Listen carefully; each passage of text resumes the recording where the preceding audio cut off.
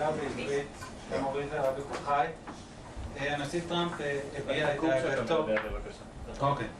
הנשיא טראמפ הביע את דאגתו בעקבות רצח צ'רלי קירק שם בארצות הברית מארגונים רדיקליים בשמאל שמלווים שנאה וחותרים תחת הדמוקרטיה. האם הנושא הזה גם היה חלק מהשיחות ביניכם על אולי שיתוף פעולה נגד ארגונים כאלה כדי למנוע חלילה רצח פוליטי גם כאן בישראל? Well, the question was about the ramifications of the barbaric murder of Charlie Kirk. First, let me say Charlie Kirk was a tremendous friend of Israel. And he believed and discussed with me how to defend Israel, how to defend Western civilization. He actually wrote a detailed memorandum suggesting how we should do that. He saw our battle as a common one for our common values and our common freedom. He also believed in having free discourse. And he was I think, a great American patriot, a believer in the freedom and liberties that America gave to the world, and a believer in the common foundation of our civilization, which he attached to this city, this country, this land.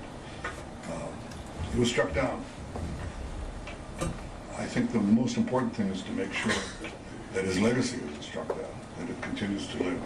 Now, you know, some people are irreplaceable. Charlie was 31 years old. My own brother was 30 years old when he fell in the rescue of hostages in Entebbe. And, you know, some of these people come once in a century.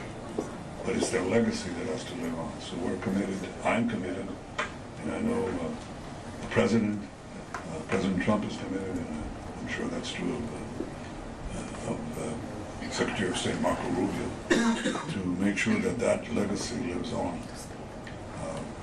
How to address the threats is what you're saying. How do you actually address the threats of the poisonous incitement of the people who don't believe in free speech, who believe in the imposition of their views on others, who speak of democracy but actually want to trample democracy to the dust? How to deal with that? I think it's a common problem. I think the world right now, the Western world, America, Israel, are being challenged by extraordinary violence from political opponents within the countries. Extraordinary violence. President Trump has, there's been 2 attempted assassinations on him, one nearly succeeded. I've been targeted myself with death threats, which are pretty much daily. My family is targeted. And so are ministers and public figures. They're harassed, they're threatened in Israel and in America.